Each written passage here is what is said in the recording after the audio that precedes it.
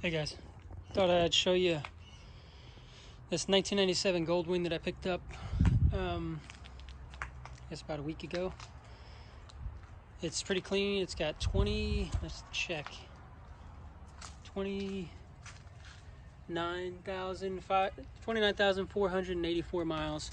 When I bought it, it was tucked away in a garage, had a ton of dust on it, hadn't been run, or I think the last time it was registered was 2015. So it's been sitting around for a while. It did not start. Battery, which is right there, was completely gone. I tried charging it up, had nothing, so I just bought a new one for 60 bucks. It did need a new fuel pump, which I was able to find just the pump itself on Amazon, and I read a couple of little entries in some forums that said you could install just the cheap little basically a low pressure carbureted fuel pump for 30 bucks instead of buying the whole fuel pump set. So that's what I did. So 30 bucks there, 60 bucks for the pump, and runs perfectly now. Cleaned it up, still has some cleaning up to do, but I gave it a quick wash already.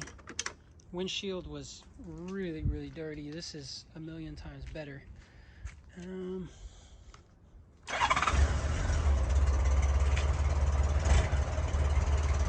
starts right up. It's a really good looking bike. Just sitting in front of my house, I've had like 3 people stop by just to talk about it. So I've ridden it around the neighborhood a little bit. I need a new rear tire. Rear tire, I think I want to say it's 2005. I can't remember the date code.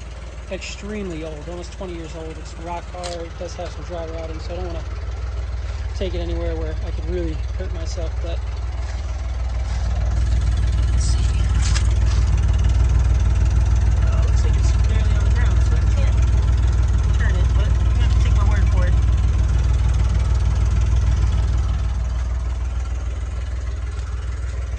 So there was a little rip in the seat right here. This was opened up, so I just stitched it shut. It was showing like the yellow foam coming through. Stitched it up. Can't even tell it was there unless you're really looking for it, of course. And it did come with a Drag Specialties backrest also, which is pretty nice. It folds down. I'll probably put that back on. Actually really comfortable.